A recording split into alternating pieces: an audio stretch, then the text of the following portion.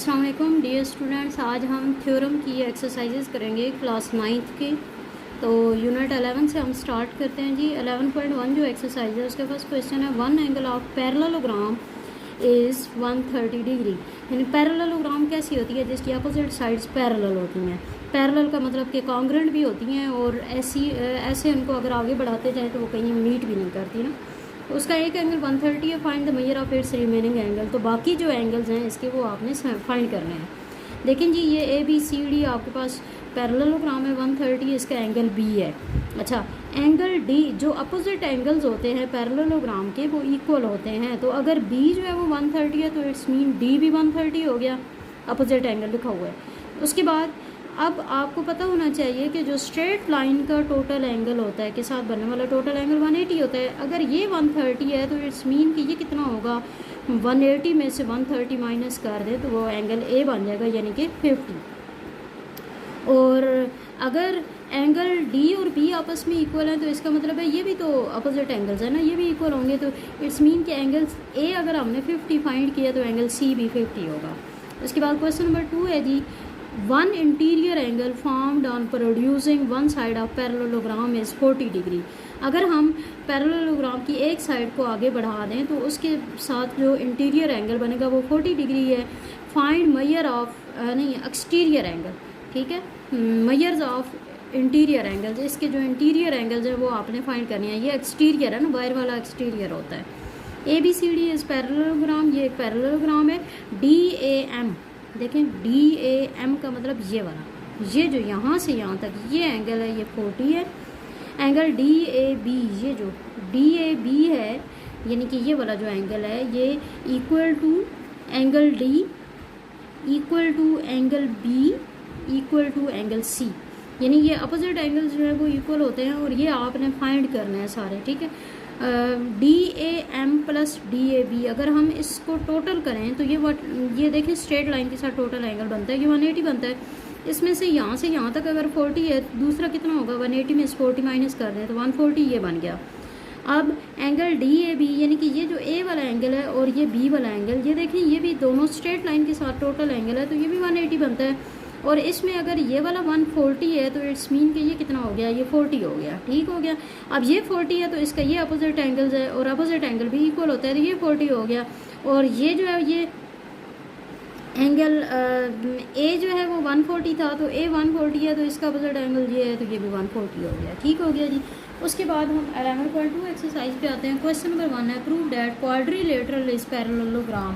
Quadrilateral जो है वो पैरेललोग्राम है अगर उसके अपोजिट साइड्स आर कॉन्ग्रेंट, उसके अपोजिट एंगल्स आर कॉन्ग्रेंट और डायगोनल बाइसेक्ट ईच अदर। यानी जो क्वाड्रिलेटरल आपको पता है कि for any close figure having 4 sides उसको हम क्वाड्रिलेटरल कहते हैं। तो वो पैरेललोग्राम होगी अगर उसके अपोजिट एंगल्स कॉन्ग्रेंट हो जाएं और दूसरी बात क्या है कि उसके जो डायगोनल्स हैं, ये डायगोनल होते हैं ना, जो नॉन एडजेसेंट वर्टिसेस से को मिलाने वाली जो लाइंस होती हैं उसको डायगोनल कहते हैं। तो ये डायगोनल जो हैं ये बाइसेक्ट करते हैं एक दूसरे को। बाइसेक्ट का मतलब कि बिल्कुल हाफ से, जितना ये इधर होगा इतना ही इधर होगा, जितना इधर होगा उतना ही इधर होगा। तो ये एक थ्योरम की तरह का है। तो इसमें सबसे पहले गिवन आपको क्या है, पैरेललोग्राम क्वाड्रिलेटरल है ABCD। इसमें आपको कहा गया है कि अपोजिट एंगल्स कॉन्ग्रेंट हैं, एंगल A और एंगल C कॉन्ग्रेंट है, एंगल B और एंगल D कॉन्ग्रेंट है। आपने प्रूव क्या करना है कि ये पैरेललोग्राम बन रही है, ठीक है। तो स्टेटमेंट और रीजन पे आ जाए। Angle A equal to angle C है, ये हमें गिवन है, और angle B equal to angle D ये भी हमें गिवन है। और आपको पता होना चाहिए कि ये जो टोटल अगर इसका एंगल किया जाए तो वो इंटीरियर एंगल का सम लिया जाए वो होता है 360 का मतलब कि ये स्ट्रेट लाइन के साथ ये एंगल 180 है और ये स्ट्रेट लाइन के साथ ये टोटल एंगल 180 है, ठीक है। यानी इसका सम भी 180 हुआ, इसका सम भी 180 हुआ। AD is parallel to BC। यहाँ से आपको पता चल गया है कि AD और BC आपस में पैरेलल हैं। अगर ये पैरेलल है तो इट्स मीन के जो AB और DC होगा ये भी आपस में पैरेलल होंगे। तो जब अपोजिट साइड्स पैरेलल हो गई तो वो पैरेललोग्राम बन गई। उसके बाद इसका B पार्ट है, डायगोनल बाइसेक्ट ईच अदर। इसमें भी आप इसको भी थ्योरम के फॉर्म में ये लिखेंगे कि गिवन क्या है, क्वाड्रिलेटरल है ए बी सी डी, इसका एक डायगोनल है ए सी और दूसरा है बी डी, ये बाइसेक्ट करते हैं एक दूसरे को। बाइसेक्ट करने का मतलब कि इसको अगर आप पॉइंट ओ कह दें जहाँ पे ये बाइसेक्ट कर रहे हैं, तो ओ ए जितना है उतना ही है ओ सी होगा, और ओ बी जितना है उतना ही ओ डी होगा। ठीक है, ये देखें जी, आपने प्रूव क्या कर रहे हैं कि ये पैरेललोग्राम है। स्टेटमेंट में क्या है, आपके पास ये दो ट्राइंगल बन गई, एक ए बी ओ ये वाली डाउनवर्ड जो ट्राइंगल, और एक सी डी ओ जो अपवर्ड ट्राइंगल है। इन दोनों ट्राइंगल के अगर हम कंपैरिजन किया जाए तो O A is equal to O C, ये हमें गिवन है यहाँ पे, ये देखें। और इसी तरह O B equal to O D, ये भी हमें गिवन है। अच्छा, जब ये गिवन है तो इसका मतलब है कि जो इसके साथ बनने वाले एंगल्स होंगे वो भी इक्वल होंगे। ठीक है, तो इट्स मीन कि ए बी ओ और जो C D O angle triangle है वो आपस में कॉन्ग्रुएंट हो गए। ठीक है, क्योंकि दो साइड और एक एंगल कॉन्ग्रुएंट हो गए हैं।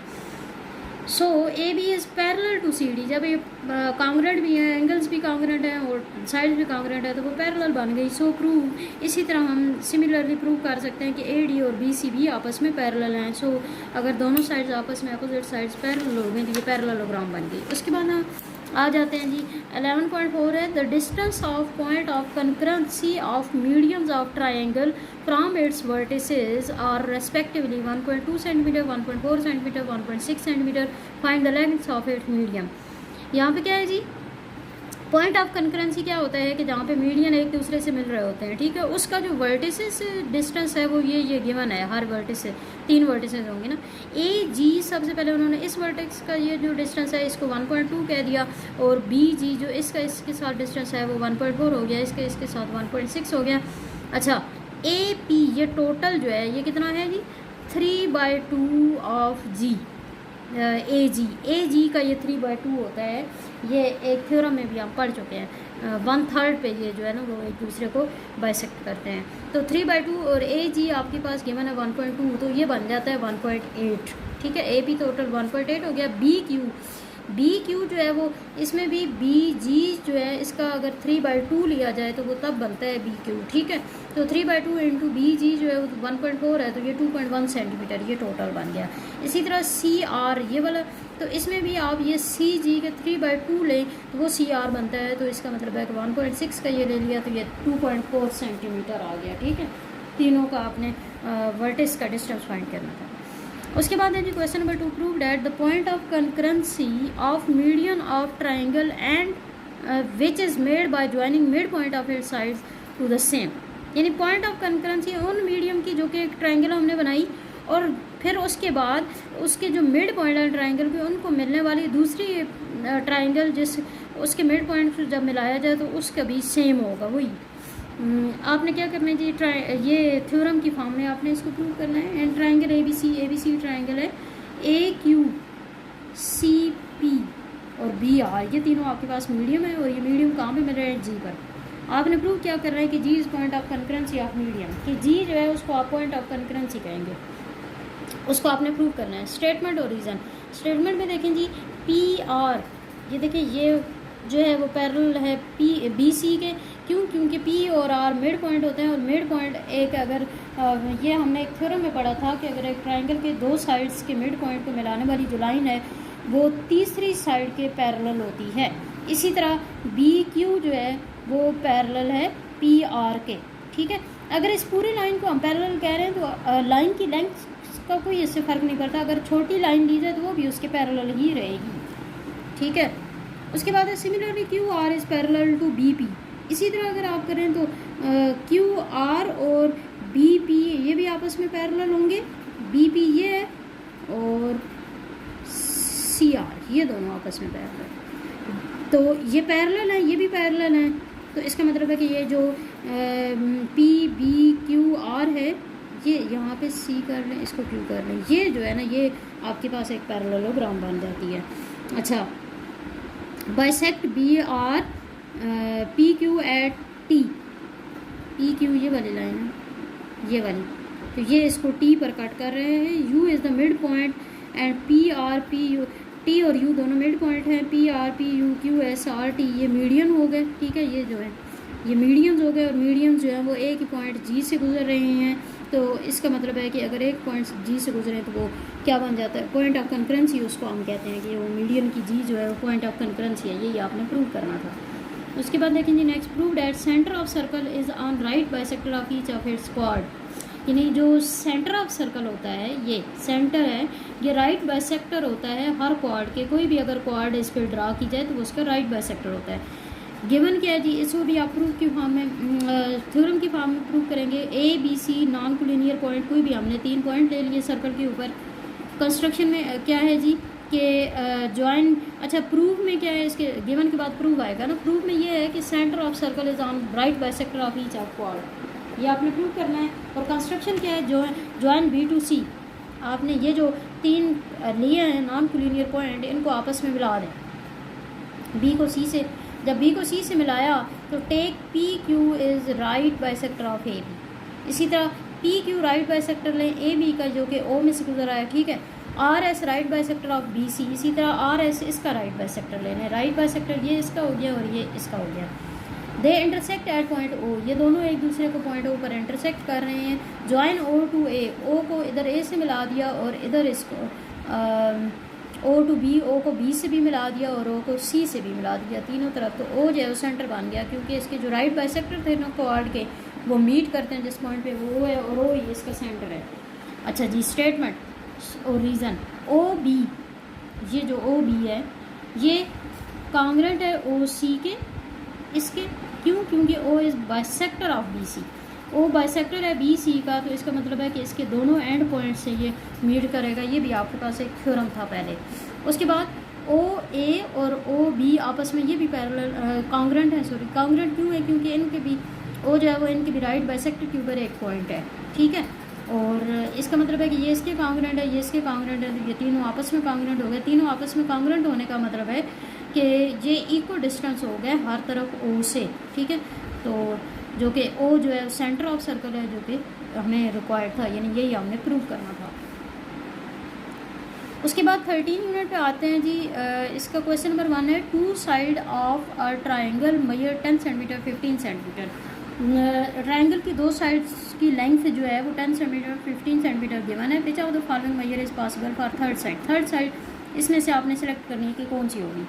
लेंथ ऑफ 2 साइड्स आर 15 और 10, ठीक है। तो इन दोनों का अगर हम सम लें तो वो 25 बनता है, ठीक हो गया। अच्छा, अब यहाँ पे देखें 10 + 15 ग्रेटर दैन 20, 20 से भी ये ग्रेटर, 20 से ग्रेटर होगा ना।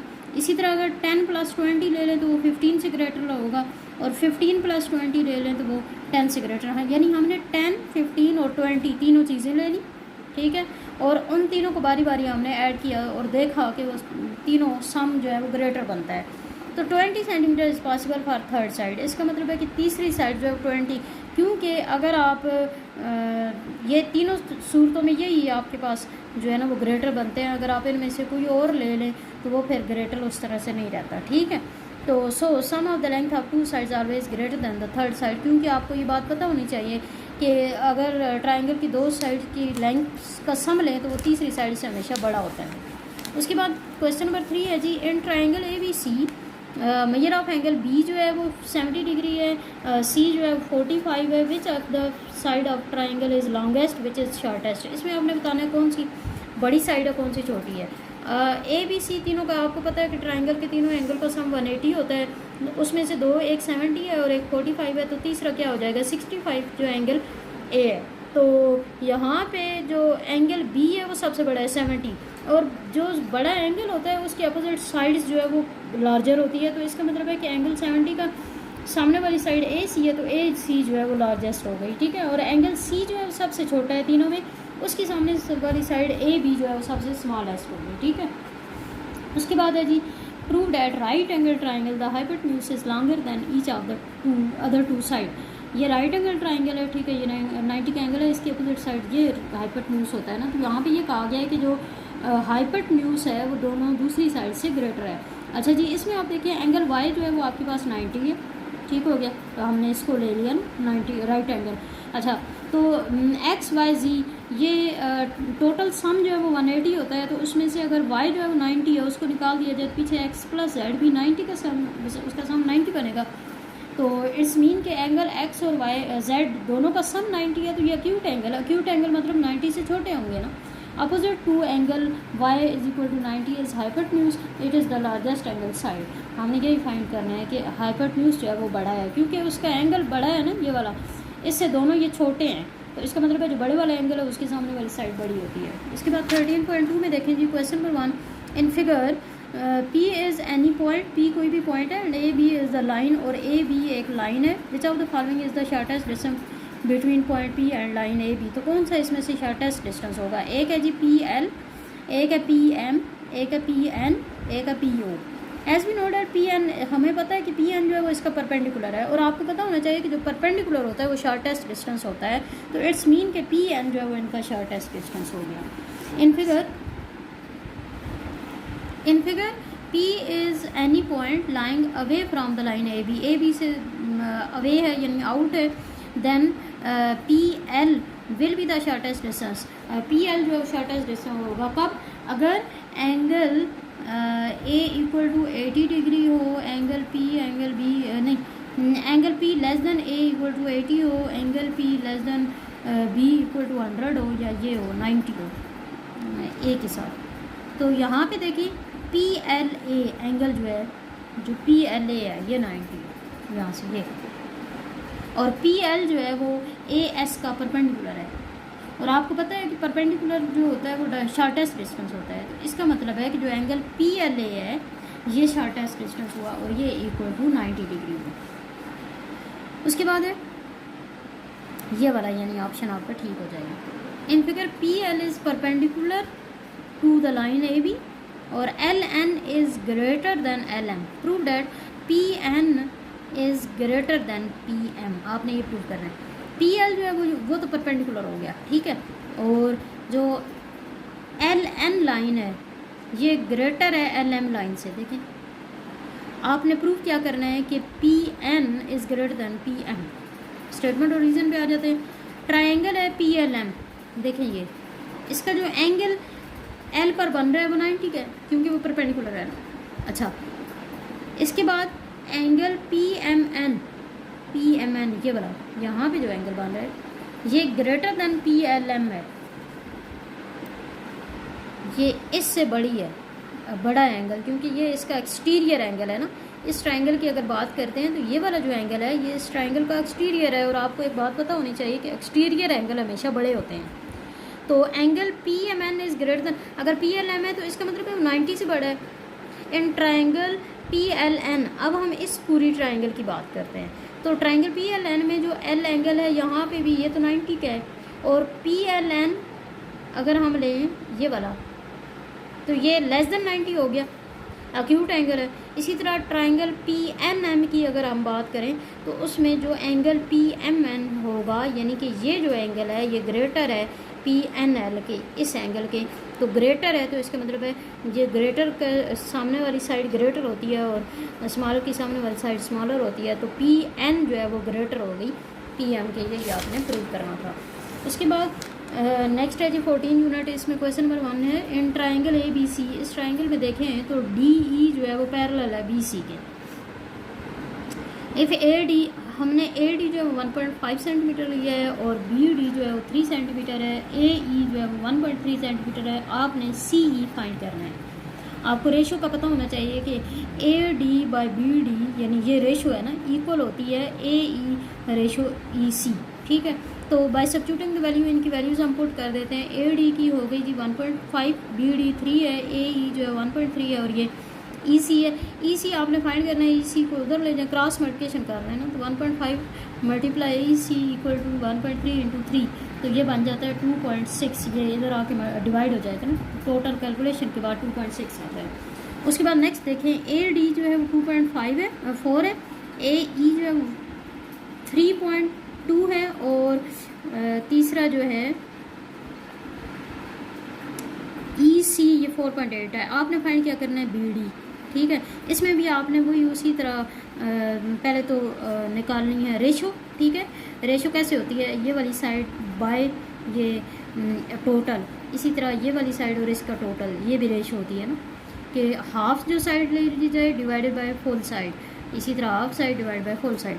तो इसमें देखिए वैल्यूज़ अगर पुट करें तो ए डी जो है वो आपके पास 2.4 था, ए बी आपको नहीं पता, ठीक है, टोटल तो नहीं पता ना, ए ई जो है वो 3.2 है, और जो ए सी है वो इन दोनों को ऐड करके बनती है, और इन दोनों को ऐड करें तो 8 आता है।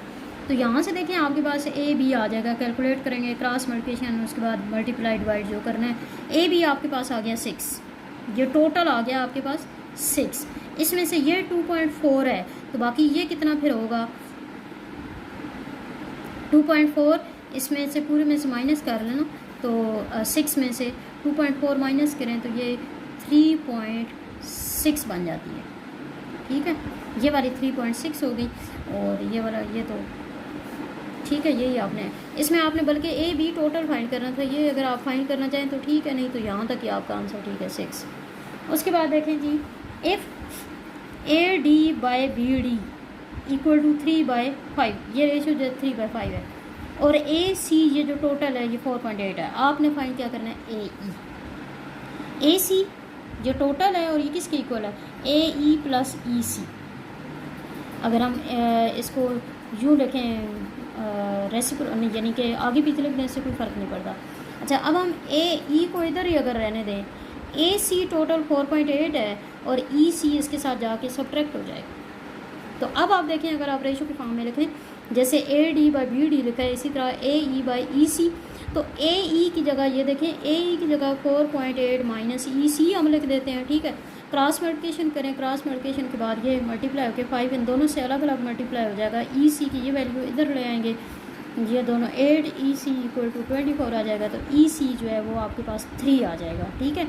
और आपने ए ई फाइंड करना है, तो ए सी माइनस ई सी कर लेंगे, ए सी टोटल जो है वो 4.8 है, उसमें से हमने ई सी जो है वो 3 ले लिया, तो माइनस करें तो ए ई आपके पास आ जाएगा 1.8, ये वाली वैल्यू आपने फाइंड करनी थी। उसके बाद इसका नेक्स्ट पार्ट देखें जी, if A D equal to 2.4 और ए ई इक्वल टू 3.2 और D E equal to 2 centimetre और B C equal to 5 centimetre, आपने क्या क्या फाइंड करना है जी, ए बी ये टोटल, डी बी ये वाली हाफ, ए सी ये टोटल, और सी ये इसका। तो अब देखें यहाँ पे हम ये वाली रेशो लगाते हैं, A D by A B total, A E by A C total, इसी तरह D E by B C total. तो यहाँ पे आप देखें ए डी कितना है 2.4, ए बी आपको नहीं पता, ए ई कितना है 3.2 बाई ए सी आपको नहीं पता, डी ई है 2 और बी सी 5 है, ठीक है। हम क्या करते हैं, हम बारी बारी इन दोनों का कंपेयर इसके साथ, क्योंकि ये तो हमें पूरी वैल्यू है ना, इसके साथ पहले इसको कंपेयर कर लेते हैं, क्योंकि दोनों के लिए इक्वल है, अलग अलग हम इक्वल रख लेते हैं। 2.4 by A B equal to 2/5, 3.2 by A C equal to 2/5। तो क्रॉस मल्टीप्लिकेशन करें, क्रॉस मल्टीप्लिकेशन से यहाँ पे ए बी की वैल्यू आ जाएगी 6, और यहाँ से क्रॉस मल्टीप्लिकेशन के बाद ए सी की वैल्यू आ जाएगी 8। अच्छा, ये तो ए बी की वैल्यू आ गई और फिर ए सी की वैल्यू आ गई। अभी आपने सी ई और डी बी फाइंड करना है। अच्छा, ए बी टोटल 6 है, ठीक है, और उसमें से ए डी जो है वो 2.4 है, तो 6 माइनस 2.4 करेंगे तो देखें जी बी डी आपके पास 3.6 आ जाएगा। इसी तरह अब हम फिर अगेन रेशो लगाएंगे, A D by A B total equal to A E by A C total. अब हम इसमें देखें, यानी इसमें हम वैल्यू लगा देंगे ना जो हमने फाइंड की है। ए डी जो है वो आपके पास 2.4 वो तो ऑलरेडी था, बाय ए बी जो है वो अभी आपने फाइंड किया है 6, और ए ई बाई ए सी जो है वो आपके पास कितना है 8, ये हमारे पास आ गया है। तो यहाँ से आप ए ई फाइंड कर सकते हैं, ठीक है। या आप एक और काम भी कर सकते हैं, अगर आपको ए सी पता चल गई है, ए सी आपके पास 8 है, उसमें से ए ई 3.2 वो माइनस कर दें, तो पीछे आपके पास जो वैल्यू आएगी वो ए ई की आ जाएगी, ठीक है। और उसके बाद सी ई इक्वल हो जाएगा ए सी माइनस ए ई, तो ये आप फाइंड कर लेंगे यहाँ से। ये इसको करने की वैसे ज़रूरत भी नहीं है, ये देखिए ए ई आपके पास 3.2 ऑलरेडी गिवन है, ठीक है ना। तो इसको आप बेशक ना भी करें, आप डायरेक्ट यहाँ से करके उसके बाद ये कर लें। इसके बाद नेक्स्ट है जी, A D equal to 4x minus 3, A E equal to 8x minus 7, B D equal to 3x-1, C equal to 5x-3। आपने x की वैल्यू फाइंड करनी है। यहाँ पे सीधी सीधी रेशो लगा लें, रेशो के बाद वैल्यूज पुट कर दें, क्रॉस मल्टीप्लिकेशन करें और x की आपने इक्वेशन बन जाएगी। इक्वेशन से आपने x की वैल्यू फैक्टराइजेशन मेथड से x की ये दो वैल्यूज आएंगी, एक 1 और एक -1/2। और क्योंकि हम इसको डिस्टेंस की शक्ल में ले रहे हैं और डिस्टेंस हमेशा पॉजिटिव होता है, इसलिए x की वैल्यू 1 जो करेक्ट मानी जाएगी। उसके बाद नेक्स्ट क्वेश्चन देखें जी, in triangle A B C, isosceles triangle है ए बी सी, ठीक है। एसोसलेस मीन ये अपोजिट साइड है इसकी, ये दोनों जो है वो इक्वल है। एंगल ए वर्टेक्स एंगल है, ठीक है, ये एंगल ए यहाँ पे आपने ले लिया। और D E intersect the sides A B and A C. D E एक लाइन हमने ली जो ए बी और ए सी को इंटरसेक्ट कर रही है। आपने एज शोन एंड फिगर, जैसे फिगर में दिखाया गया है, A D ratio D B equal to A E ratio E C, उसी तरह जैसे पिछले क्वेश्चन में भी हमने किया। प्रूव आपने क्या करना है कि जो ट्रायंगल ए डी ई है, ये वाली जो ट्रायंगल है ये भी आइसोसलेस है। तो गिवन क्या है, ये जो बड़ी वाली ट्रायंगल है ये आइसोसलेस है। एंगल ए जो है वर्टेक्स एंगल, ये वाला शो किया हुआ है। और डी जो है वो ए बी को और ए सी को इंटरसेक्ट कर रही है, ठीक है। इंटरसेक्ट जब कर रही है तो A D by A B D equal to A E by E C, ये भी आपको ये सारा गिवन था। प्रूव आपने क्या करना है, A D by B D equal to A E by E C, और या दूसरे लफ्ज़ों में अगर आप इसको यूँ अपवर्ड कर लें, B D by A D equal to E C by A E, ठीक है। अच्छा, या फिर आप यूँ भी लिख टोटल साइड्स को भी कर सकते हैं, A D plus B D by A D equal to A E plus E C by E C. तो जैसे कि हम जानते हैं कि जो ए बी पूरी साइड है वो इक्वल है A D plus B D, और जो ए ई साइड है ए सी वो ए ई प्लस ई सी है। और ये भी हमें पता है कि A B by A D equal to A C by A, ये भी होता है, ये भी हमारे पास प्रूफ है। और यहाँ से अगर हम दूसरी फिर साइड्स ले लें तो उनको भी हम इसी तरह रेशो में लिख सकते हैं। उसके बाद क्वेश्चन नंबर 3 है, in an equilateral triangle A B C, ये इक्विलेटरल है। इक्विलेटरल कौन सी होती है, जिसकी तीनों साइड्स इक्वल होती हैं। Shown in figure, side A E ratio A C equal to A D ratio A B, यानी हाफ साइड फुल साइड के रेशो के साथ हम इक्वल लिखते हैं। Find all 3 angles of triangle A D E and name it also. Triangle A B C equilateral triangle है। Angle आपने find करना है ए डी ई के, और सोल्यूशन में आप वही रेशो लगाएंगे, A E by A C equal to A D by A B. All angles are equal as it is equilateral triangle, क्योंकि आपको पता है कि तमाम तीनों साइड्स जो है वो इक्वल हैं, यानी कि ये आपके पास एक इक्विलेटरल ट्राइंगल है, तो इट्स मीन कि हर एंगल भी इक्वल होगा। और आपको पता है कि सम ऑफ 3 एंगल्स ऑफ ट्राइंगल 160 होता है, तो इसमें हर एक 60-60 180 होता है, तो हर एक 60-60 होगा। तो it's mean angle A, angle B, angle C तीनों इक्वल हैं। और angle B side B C और डी ये आपस में पैरेलल होती हैं, ये हमें पता है ये बात। तो यहाँ से आप देखें जब ये पैरेलल होती हैं तो ए डी ई यानी डी पर बनने वाला जो एंगल है वो बी पर बनने वाले एंगल की इक्वल होगा, और ये 60 है तो इट्स मीन ये भी 60 होगा। इसी तरह A D E equal to A C B, ये वाला ए ई डी अगर ये वाली लें ये इसकी इक्वल है, तो इसका मतलब है कि ये भी 60 है। तो तीनों एंगल, और एंगल ए तो है ही 60, तो तीनों एंगल 60-60 हो गए, तो ये इक्विलेटरल ट्राइंगल बन गई। क्योंकि इक्विलेटरल ट्राइंगल के लिए 2 चीज़ें होती हैं, एक या तो तीनों साइड्स इक्वल हो या तीनों एंगल्स, अगर तीनों एंगल्स इक्वल हो तो साइड खुद ब खुद इक्वल हो जाती हैं, ठीक है। तो इसलिए ये क्या हो गई, इक्विलेटरल ट्राइंगल। उसके बाद क्वेश्चन नंबर 4 पे आए जी। क्वेश्चन नंबर 4 में है जी, prove that line segment drawn through mid point of one side of triangle and parallel to another side bisect the third side. तो यहाँ पे आप देखिए सबसे पहले A D equal to B D, ये आपको गिवन है, और डी ई जो है वो पैरेलल है बी सी के, ये भी आपको गिवन है, ठीक है। आपने प्रूव क्या करना है, A E equal to E सी।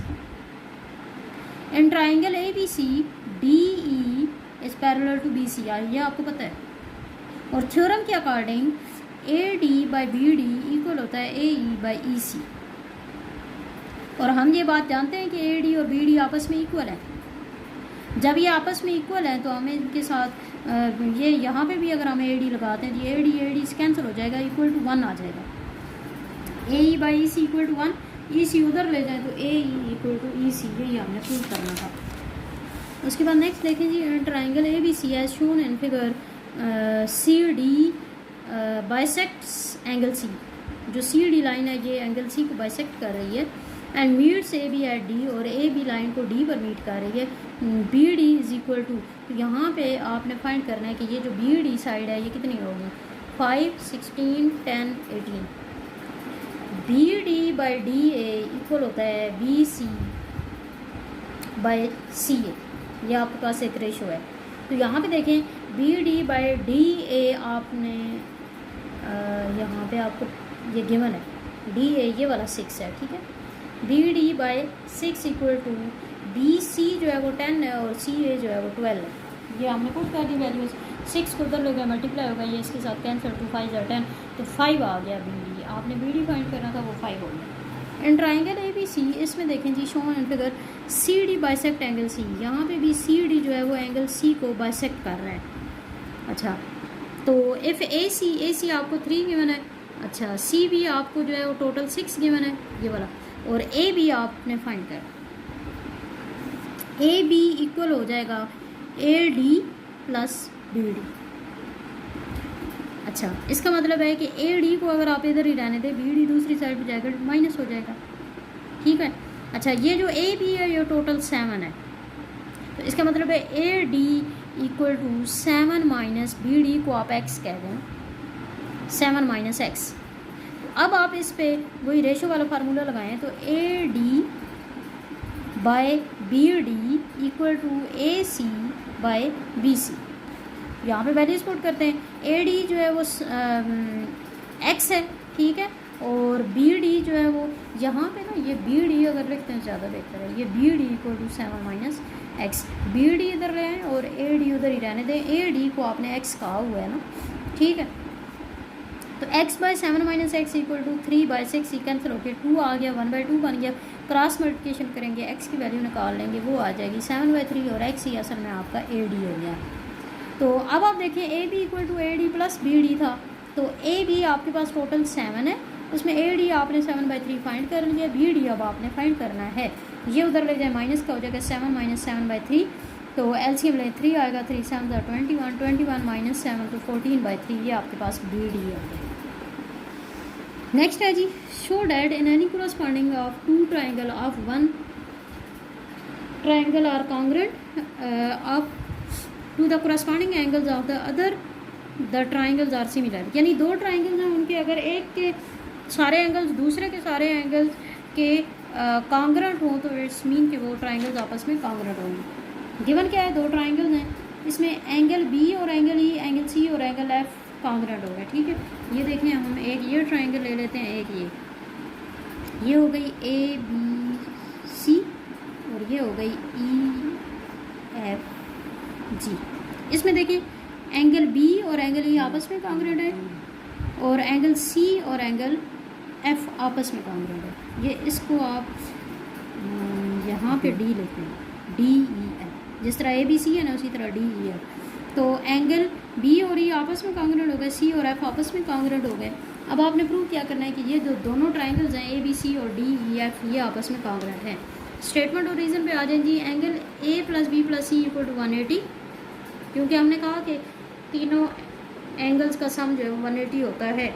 इसी तरह डी ई एफ तीनों, दूसरी जो ट्राइंगल है उसके तीनों एंगल का सम भी 180 है, ठीक है। और 2 एंगल्स हम पहले ही कॉन्ग्रुएंट कह चुके हैं, तो इसका मतलब है कि एंगल ए और डी ए भी आपस में कॉन्ग्रुएंट होंगे। तो तीनों एंगल जब कॉन्ग्रुएंट हो गए तो वो दोनों ट्राइंगल आपस में कॉन्ग्रुएंट हो गए। उसके बाद है लाइन सेगमेंट ए बी, ये जो ए बी है, और सी डी, ये सी डी है, इंटरसेक्टिंग एट पॉइंट एक्स, ये पॉइंट एक्स पे एक दूसरे को इंटरसेक्ट कर रही हैं। तो A X by X B equal to C X by X D. आपने क्या शो करना है कि ए एक्स सी, ये जो ट्राइंगल है, बी एक्स डी इस ट्राइंगल के सिमिलर है। लाइन सेगमेंट है जी ए बी और सी डी, ये गिवन है, इंटरसेक्टिंग एट पॉइंट एक्स, ठीक है। और इसके बाद हम इनकी रेशो ले लेते हैं, A X by X B equal to C X by X D. आपने प्रूव क्या कर रहे हैं कि ये दोनों ट्राइंगल सिमिलर हैं। तो स्टेटमेंट और रीज़न में जी, स्टेटमेंट में सबसे पहले A X by X B equal to C X by X D, ये आपको गिवन है। जब ये गिवन है ये रेशोज इक्वल है तो इस मीन के ये जो एंगल बन रहे हैं इसका एंगल और इसका एंगल ये दोनों इक्वल होंगे। एंगल इक्वल हो गए, रेशोज इक्वल हो गई, तो इसका मतलब है कि जो ए सी साइड है वो बी डी के पैरेलल है वर्टिकल एंगल्स की वजह से। एंगल्स इक्वल है ना तो साइड्स जो पैरेलल होती हैं। उसके बाद angle A equal to angle B और एंगल सी, क्योंकि लाइन साइड्स पैरेलल भी होंगे, ये एंगल भी ये इक्वल हो गए, तो इट्स मीन कि जो एंगल ए और एंगल बी है ये आपस में इक्वल होगा और एंगल सी और एंगल डी आपस में इक्वल होगा। तो इट्स मीन कि जब ये तीनों एंगल्स जब सेम हो जाते हैं ना किसी भी ट्रायंगल के, तो वो फिर ट्रायंगल्स आपस में सिमिलर हो जाती हैं। नेक्स्ट देखें जी 15 यूनिट के question number 1, verified that triangles having following measure of sides are right angle. To verify whether triangles are right angle और not we use Pythagoras theorem. Pythagoras theorem क्या होता है जी? हाइपोटेन्यूज का स्क्वायर इक्वल टू आल्टीट्यूड या base, नहीं perpendicular इसको कहते हैं या हाइट भी कहते हैं, का स्क्वायर प्लस बेस का स्क्वायर। तीनों साइड्स आपको गिवन है, आपने पाइथागोरस थ्योरम यूज़ करना है और बताना है सेटिस्फाई अगर वो हो रहा है तो इट्स मीन कि जो ट्रायंगल्स हैं वो राइट एंगल ट्रायंगल्स हैं, अगर नहीं तो नहीं है। अच्छा, इसमें आपने हमेशा ये याद रखना है कि हाइपोटेन्यूज आपने बड़ी वाली साइड लेनी है, बाकी बेस और आल्टीट्यूड आप कोई भी ले सकते हैं। तो 13 का स्क्वायर इक्वल टू 5 का स्क्वायर प्लस 12 का स्क्वायर, तो ये देखें 169 इक्वल टू 169 ये सेटिस्फाई कर गया। जब इक्वल आ जाए तो सेटिस्फाई कर जाता है और जब सेटिस्फाई कर जाए तो ये जो ट्रायंगल होती है ये राइट एंगल ट्रायंगल बन गई। इस तरह से आपने इसके सेकंड, थर्ड और फोर्थ पार्ट भी बिल्कुल इसी तरह है वो आपने खुद करना है। उसके बाद क्वेश्चन नंबर 2 में देखें, verify A square plus B square A square minus B square 2ab और measure of side of right angle triangle. यहाँ पे ये 3 साइड्स गिवन है जी आपको एक ट्रायंगल की। Triangle where A and B are any 2 real number, यहाँ पे ए और बी कोई भी रियल नंबर है जहाँ पे ए जो है वो बी से ग्रेटर है। और जैसे कि मैंने आपको ऊपर वाले क्वेश्चन में बताया कि हाइपोटेन्यूज हमेशा हम बड़ी वाली साइड रखते हैं, तो यहाँ पे देखें अगर दिखने में, वैसे तो आपको ए बी की वैल्यू नहीं पता ना, लेकिन दिखने में देखें तो ए स्क्वायर प्लस बी स्क्वायर बड़ा लगता है, तो इट्स मीन कि इसको आप हाइपोटेन्यूज ले लें। ठीक है, तो यहाँ पे आप अब आपने खुद लेट करनी है ना वैल्यूज़ ए और बी की। हमने ये यहाँ पे शर्त बता दी गई है कि ए जो है वो ग्रेटर है बी से, तो ए को 2 लें और बी को 1। ठीक है, हम इसमें पुट करते हैं, ये A square plus B square हो गया 5, ए स्क्वायर माइनस बी स्क्वायर हो गया 3, 2ab हो गया 4, तो लार्जेस्ट साइड हो गई, इसका मतलब ये हाइपोटेन्यूज हो गया। तो हाइपोटेन्यूज को हम पाइथागोरस थ्योरम में अप्लाई करते हैं, तो हाइपोटेन्यूज का स्क्वायर इक्वल हो जाता है बेस का स्क्वायर प्लस परपेंडिकुलर का स्क्वायर। ठीक है, हम होल स्क्वायर ओपन करेंगे तो होल स्क्वायर के लिए फार्मूला यूज़ होगा A square plus B square plus 2ab। इसी तरह ये 4a स्क्वायर बी स्क्वायर हो जाएगा और यहाँ पे a minus B whole square वाला फार्मूला अप्लाई होगा। ठीक है, तो ये देखें जी, इसमें ये 4a स्क्वायर बी स्क्वायर, ये minus 2a square B square, तो ये plus 2a square B square हो गया। दोनों साइड देखें इक्वल हो गई, दोनों साइड इक्वल हो गई, तो मतलब ये क्या है? Right angle triangle. उसके बाद क्वेश्चन नंबर 3 को आपने खुद करना है, उसमें पाइथागोरस थ्योरम यूज़ करना है। क्वेश्चन नंबर 4 में देखें एन आइसोसेलेस ट्रायंगल। आइसोसेलेस कौन सी होती है? जिसकी 2 साइड्स इक्वल होती हैं। The base B C equal to 28, base आपको बता दी गई ये 28 है और ए बी और ए सी दोनों जो है वो 50-50 है। If A D is perpendicular to B C, आपने फाइंड क्या करना है? Length of A D. अच्छा, ए डी परपेंडिकुलर है बी सी का, और यहाँ पे आप क्योंकि ये आइसोसेलेस ट्रायंगल है, तो आइसोसेलेस ट्रायंगल में जब परपेंडिकुलर ड्रा किया जाता है तो ये जो बेस है ये 2 बराबर हिस्सों में डिवाइड हो जाता है। इसका मतलब है कि B D equal to C D, यानी दोनों 14-14 हो गए, बी डी भी 14 है और सी डी भी 14 हो गया। अब आप देखें बेस आपके पास 14 हो गई, आप किसी भी एक ट्रायंगल को यूज़ कर सकते हैं, इस तरफ वाली या इस तरफ वाली। बेस आपके पास जो है वो 14 है, ठीक है, और ये हाइपोटेन्यूज 50 है, आपने हाइट फाइंड कर लेनी है, तो यहाँ पे आप ये वाला फार्मूला लगाएंगे इस तरफ वाला। ठीक है, यानी ए बी डी आपने ट्रायंगल यूज़ करनी है। ए बी डी ट्रायंगल के अकॉर्डिंग आप इसको भी यूज़ कर सकते हैं, वही आंसर आएगा। तो यहाँ पे आ जाएगा जी ए बी का square equal to B D square base का स्क्वायर प्लस ए डी यानी हाइपोटेन्यूज आल्टीट्यूड का स्क्वायर। तो वैल्यूज पुट करेंगे तो ये देखें जी ए डी का स्क्वायर और आप स्क्वायर रूट ले लेंगे तो ए डी की वैल्यू आ गई 48। अब आप फुल ट्रायंगल की बात करते हैं, तो फुल ट्रायंगल में एरिया आपने फाइंड करना है। ठीक है, एक तो आपने ये फाइंड करना था ना कि ए डी की वैल्यू, और दूसरा आपने एरिया फाइंड करना है। Area of triangle A B C क्या होता है? Half base into height. Base आपको 28 टोटल गिवन है और हाइट अभी आपने फाइंड कर ली है, वो कितनी है? 48। अब इनको मल्टीप्लाई डिवाइड करें तो 672 आंसर आएंगे। इन क्वाड्रिलेटरल, एक क्वाड्रिलेटरल है, ठीक है, जिसकी 4 साइडेड, क्लोज फिगर जिसकी 4 साइडेड होती है। A B C D diagonals अच्छा ए बी सी डी है, डायगोनल जिसके कौन कौन से हैं, एक ए सी है और दूसरा बी डी है, परपेंडिकुलर टू ईच अदर, ये एक दूसरे के परपेंडिकुलर हैं। परपेंडिकुलर का मतलब कि यहाँ पे हर तरफ 90 का एंगल बन रहा है। ए बी का स्क्वायर प्लस सी डी का square equal to A D का स्क्वायर प्लस बी सी का स्क्वायर। हम ट्राइंगल लेते हैं ए ओ बी, ये वाली ट्राइंगल। इस ट्राइंगल के अकॉर्डिंग ये हाइपोटेन्यूज होगा, ठीक है, और इनमें से हम एक बेस ले लेते हैं और एक परपेंडिकुलर ले लेते हैं, तो ओ ए बी का स्क्वायर इक्वल हो गया ओ बी का स्क्वायर प्लस ओ ए का स्क्वायर। अगर हम ट्राइंगल ए ओ डी की बात सी ओ डी की बात करें तो सी ओ डी में देखें सी डी आपके पास हाइपोटेन्यूज हो गया, हम पाइथागोरस थ्योरम लगा रहे हैं, सी डी का square equal to O D का स्क्वायर प्लस ओ सी का स्क्वायर। इसी तरह अगर आप ट्राइंगल ये वाली ले लें तो इसमें आप देखें बी सी का square equal to O B का स्क्वायर प्लस ओ सी का स्क्वायर। और अगर आप ट्राइंगल ये वाली डी ओ ए ले लें तो इसमें आपके पास ए डी का स्क्वायर इक्वल टू ओ ए का स्क्वायर प्लस ओ डी का स्क्वायर हो जाएगा। एडिंग 1 एंड 2, 1 और 2 को ऐड करेंगे, 2 और 1 या 1 और 2, 1 और 2 को जब ऐड करेंगे तो ए बी का स्क्वायर प्लस सी डी का स्क्वायर, जो राइट हैंड साइड है वो राइट हैंड साइड में ऐड हो जाएंगी, लेफ्ट हैंड साइड में ऐड हो जाएंगी, ठीक है। इसी तरह अगर आप 3 और 4 को भी ऐड करें, ठीक है, उसमें भी यही होगा। जब ये दोनों में हो गया तो उसके बाद आपने क्या करना है, ये देखें यहाँ पे सेम बन रही है,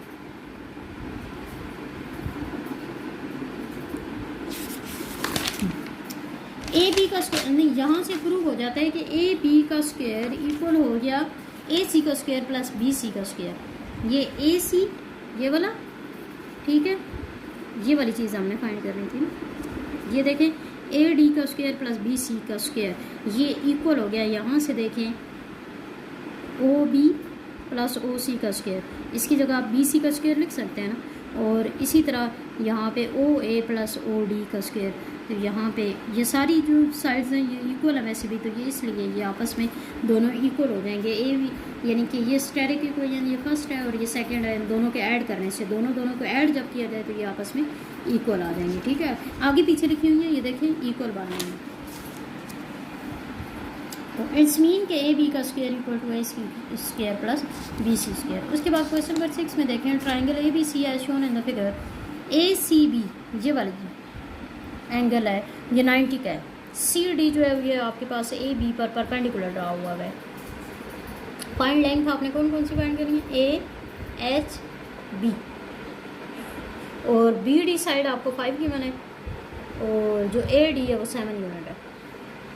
सबसे पहले हमने ए फाइंड करना है, ए के लिए हम देखें जी इस ट्राइंगल को यूज़ करेंगे ए सी बी, इस पूरी ट्राइंगल के अकॉर्डिंग ये आप देखें ये 90 का एंगल है तो इसके अपोजिट साइड हाइपोटेन्यूज हुई, यानी 7 + 5 whole square equal to B का स्क्वायर प्लस ए का स्क्वायर। अच्छा यहाँ से देखें A square plus B square equal to 12 का स्क्वायर यानी 144, इसको इक्वेशन 1 कहते हैं। उसके बाद हम ए डी सी की बात करते हैं। ए डी सी में देखें तो आपके पास ये जो है ये 90 का एंगल बन रहा है, तो इसके अपोजिट साइड ये बनती है, ये हाइपोटेन्यूज है, यानी बी का स्क्वायर इक्वल टू 7 का स्क्वायर प्लस एच का स्क्वायर कर लेंगे, तो यहाँ से 49 इधर ही रहने दें, एच स्क्वायर इधर आएगा माइनस का हो गया, ये सेकंड को लेंगे। अब हम ट्राइंगल सी डी बी इसकी बात करते हैं, तो इसके अकॉर्डिंग अगर इधर 90 का एंगल है तो इस मीन इधर भी 90 का एंगल, स्ट्रेट लाइन के साथ टोटल 180 होता है ना, ये भी 90 का हो गया, तो 90 के अपोजिट ये वाली साइड है, यानी ये हाइपोटेन्यूज है आपका। तो बी सी का स्क्वायर इक्वल टू 5 का स्क्वायर प्लस एच का स्क्वायर, बी सी ए है, ए का स्क्वायर इक्वल टू 5 का स्क्वायर प्लस एच का स्क्वायर, तो यहाँ भी 5 का स्क्वायर 25 इधर ही रहने दें, एच स्क्वायर इधर लाए माइनस का। अब आप देखें यहाँ इन दोनों को अगर आप सेकंड और थर्ड को, क्योंकि एच स्क्वायर दोनों में है लेकिन सेम साइन के साथ है, अपोजिट साइन के साथ होता तो कैंसिल हो जाता है, तो अब अपोजिट साइन के साथ नहीं है तो हम अगर इसको सब्ट्रैक्ट करते हैं तो साइन चेंज हो जाते हैं, जब साइन चेंज हो जाएंगे तो इसका मतलब है कि एच स्क्वायर कैंसिल हो जाएगा। यहाँ पे देखिए साइन चेंज करेंगे, एच स्क्वायर से कैंसिल हो जाएगा, A square minus B square equal to 25 minus 49 तो माइनस 24 हो जाएगा। अब आपने first A square plus B square थी और ये A square minus B square है, इन दोनों को अगर आप ऐड करें बी स्क्वायर से कैंसिल हो जाता है ना, तो यहाँ पे देखें अगर आप ऐड करें दोनों साइड आपस में ऐड हो जाएंगी, तो 2 ए स्क्वायर इक्वल टू 120 और ए स्क्वायर इक्वल टू 60, तो ए की वैल्यू जो है वो क्या हो जाएगी, इसका स्क्वायर रूट, तो इसके स्क्वायर रूट रहते हुए हम इसके फैक्टर्स बना लेते हैं, तो 2 × 2 क्योंकि 2 बाहर आ सकता है तो उसको हम अलग कर लेंगे, उसकी रूट 15 ये आपके पास ए की वैल्यू। उसके बाद बी के लिए अब आप देखें 2 स्क्वायर रूट 15 का स्क्वायर यानी a का स्क्वायर प्लस b का स्क्वायर इक्वल टू 144। अब हम यहाँ पे हमने क्या किया है कि हम ये पूरी हमने ए बी सी ट्राइंगल ले लिया है। ए बी सी ट्राइंगल में अगर आप देखें दरमियान वाली लाइन को अभी आप ना देखें, ए बी सी पूरी ट्राइंगल है, इसमें आप देखें ये हाइपोटेन्यूज बन गया 5 + 7 यानी 12 का स्क्वायर इक्वल हो गया a square plus b square. वो ये हमने किया, a की वैल्यू हमें पता थी तो उसका स्क्वायर लेना। तो ये 60 plus b square equal to 144, 144 minus 60 बन जाएगा 84, और ये तो b स्क्वायर है, आपने b फाइंड करना है तो आप स्क्वायर रूट दोनों तरफ ले रहे हैं। 4 × 21, 4 को हमने इसलिए अलग किया है क्योंकि वो जब स्क्वायर रूट से निकलेगा 2 आ जाएगा, 2 स्क्वायर रूट 21, ये आपके पास b की वैल्यू आ गई। उसके बाद h की वैल्यू फाइंड करनी है। h की वैल्यू के लिए अब आपको b की वैल्यू भी आ चुकी है आपके पास, ठीक है, और दूसरी जो है वो आपको ये भी ये ए डी ये भी पता है, और ये आप h फाइंड कर लेंगे यानी ये वाली ट्राइंगल अब आपने यूज़ करनी है ए डी सी। इसके अकॉर्डिंग देखें तो हाइपोटेन्यूज ये बन रहा है, ठीक है, 7 का स्क्वायर इक्वल टू ये 2 स्क्वायर रूट ये b की वैल्यू है 2 स्क्वायर रूट 21 स्क्वायर माइनस, अच्छा इसमें ना हाइपोटेन्यूज ये बन रहा है b का स्क्वायर। इस इन्होंने यहाँ पे पहले ही इसको अरेंज करके लिख दिया ना, b का स्क्वायर इक्वल हो गया h स्क्वायर प्लस 7 का स्क्वायर। तो 7 का स्क्वायर 49 वो उधर रहने दिया, h स्क्वायर इधर लाया तो माइनस का हो गया, ठीक है। तो स्क्वायर जब लेंगे तो ये 84 बन जाएगा, minus h square equal to 49, तो minus h square equal to 49 minus 84, तो यहाँ भी ये देखिए माइनस 35 हो जाता है, माइनस माइनस से cancel, h square equal to 35 है तो h क्या आ जाएगा, स्क्वायर रूट ले लेंगे स्क्वायर रूट 35। उसके बाद आप find value of x as shown, इसमें आपने x की वैल्यू फाइंड करनी है। यहाँ पे आप देखें जी, सबसे पहले आप ये हाइट फाइंड कर सकते, क्योंकि इसमें तो इस ट्राइंगल में देखें तो आपको 2 अननोन आपके पास है और इस ट्राइंगल में देखें तो 1 अननोन है, तो इसलिए पहले हम ये इसको यूज़ कर लेंगे। तो ये 13 है और ये 5 है, 13 का स्क्वायर इक्वल टू 5 का स्क्वायर प्लस ए डी का स्क्वायर, ठीक है, तो 169 और ये 25 प्लस ए डी का स्क्वायर, तो ए डी का स्क्वायर इक्वल टू 169 माइनस 25 तो 144 बन जाएगा, स्क्वायर रूट लेंगे 12 आ जाएगा। अब आपके पास ये 12 आ गया, ठीक है। अब आप इसको यूज़ कर सकते हैं, और इसको यूज़ जब करेंगे तो ए बी का square equal to B D का स्क्वायर प्लस ए डी का स्क्वायर, वैल्यूज़ पुट कर दें, ठीक है, बी डी की जगह आप एक्स पुट कर दें, एक्स की वैल्यू आ गई 9। क्वेश्चन नंबर 7 देखें जी, a plane is at a height of 300 metre and is 500 metre away from the airport, यानी ये इसको बेस कहते हैं और ये क्योंकि हाइट पे है तो ये हाइट होती है। The airport as shown in figure, how much distance will it travel to land at the airport, ये वाली चीज़ आपने फाइंड करनी है, ये ए बी आपने फाइंड करना है। अब आप देखिए ये तो हाइट है तो इसका मतलब ये परपेंडिकुलर हुआ ना, तो अब इसमें पैथागोरस थ्योरम ही अप्लाई करेंगे, ठीक है, पैथागोरस थ्योरम अप्लाई करते हुए आपके पास ये स्क्वायर जब इसका लेंगे ये ऐड करेंगे ये आएगा, ए बी का स्क्वायर है, स्क्वायर रूट ले लें दोनों तरफ, जब स्क्वायर रूट लेंगे तो ये जो है ये कैंसिल हो जाएगा स्क्वायर रूट से, और इसका स्क्वायर रूट जो है वो ये अलग हो जाएगा, तो ये 100 स्क्वायर रूट 34 ये आपकी value. A ladder 17 metre long rest against a vertical wall, ladder ऐसे होती है ना सीढ़ी, 17 मीटर है। The foot of the ladder is 8 metre away from the base of wall, wall की बेस ये है और लेडर का फुट ये है, इन दोनों के दरम्यान में डिस्टेंस जो है वो 8 मीटर है। How high up the wall will the ladder reach, यानी किस लेडर जो है वो वॉल के साथ किस डिस्टेंस पे है, तो इट्स मीन कि ये वाली चीज़ आपने फाइंड करनी है। तो यहाँ पे आप देखें तो पैथागोरस थ्योरम अप्लाई करें तो ये हाइपोटेन्यूज आपके पास बनता है, तो ए सी का square equal to A B का स्क्वायर प्लस बी सी का स्क्वायर, ये 17 का स्क्वायर है इक्वल टू 8 का स्क्वायर प्लस बी सी का स्क्वायर, तो ये बी सी का स्क्वायर इक्वल टू 289 माइनस 64, तो 225 उसका स्क्वायर रूट लें तो 15 आएगा, ये आपके पास हाइट ऑफ वॉल आ गया। उसके बाद क्वेश्चन नंबर 9 है, a student travel to school by route, ये इस रूट से स्कूल जाता है जी, shown and figure, find A D, आपने फाइंड क्या करना है A D, direct distance from his house to school, school से हाउस तक, ये हाउस है ना, ये स्कूल, ए बी ये हो गया इक्वल टू सी ये हो गया, ये दोनों 2 किलोमीटर, फिर है B C equal to A ई, ये अगर 6 है तो ये भी 6 है, ठीक हो गया, यहाँ तक बात होगी। अब डी ई ये टोटल है, D E equal to B C plus C, ठीक है। तो यहाँ से आप देखें ट्राइंगल ए डी ई की बात हम करते हैं, इस ट्राइंगल में देखें तो ए डी का स्क्वायर, ये पूरा ये हाइपोटेन्यूज हो गया ना, ए डी का स्क्वायर इक्वल टू 6 का स्क्वायर यानी बेस का स्क्वायर प्लस परपेंडिकुलर ये 2 है, ये 3 है, 5 हो गया, 5 का स्क्वायर तो ये 61 बनता है। स्क्वायर रूट लें तो स्क्वायर रूट 61, ये ए डी की वैल्यू आ गई, यही आपने फाइंड करना है। क्वेश्चन नंबर 1 में देखें 16 यूनिट के, show that line segment joining the mid point of opposite side of parallelogram divide it into 2 equal parallelogram, कि ऐसी लाइन जो कि दो अपोजिट पैरेललोग्राम की दो अपोजिट साइड्स को आपस में मिलाने वाली, मिड पॉइंट को मिलाने वाली लाइन हो। ये देखें ये मिड पॉइंट है ना, दो अपोजिट साइड से, तो इस तरह से बनने वाली ये जो पैरेललोग्राम होंगी ये दोनों आपस में इक्वल होंगी। तो ये थ्योरम की फॉर्म में है जी। ए बी सी डी आपके पास एक पैरेललोग्राम है, L is the mid point of A B, L इसका मिड पॉइंट है, M is the mid point of C D, opposite side की मिड पॉइंट हमने इनको मिलाने वाली लाइन एम एल है। प्रूफ आपने क्या करना है, area parallelogram A L M D यानी इक्वल तभी होंगी जब उनका एरिया इक्वल होगा। तो हम ये कह देते हैं कि ए एल एम डी जो है इसका area equal to area of parallelogram L B C M, ये दोनों इक्वल हैं। ये हमने प्रूव करना है। स्टेटमेंट और रीज़न में आ जाए। हमने कहा है कि ए बी सी डी एक पैरेललोग्राम है, इट्स मीन कि A B is parallel to C D.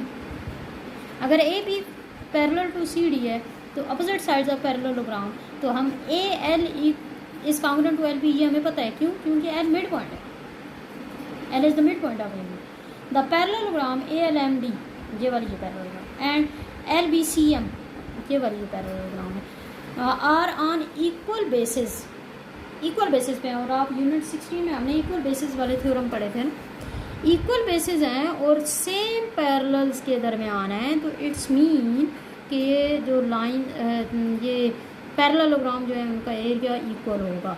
ठीक हो गया, यही हम प्रूव कर रहे हैं। फिर क्वेश्चन नंबर 2 में देखें, in parallelogram A B C D, A B C D ये आपके पास एक पैरेललोग्राम है।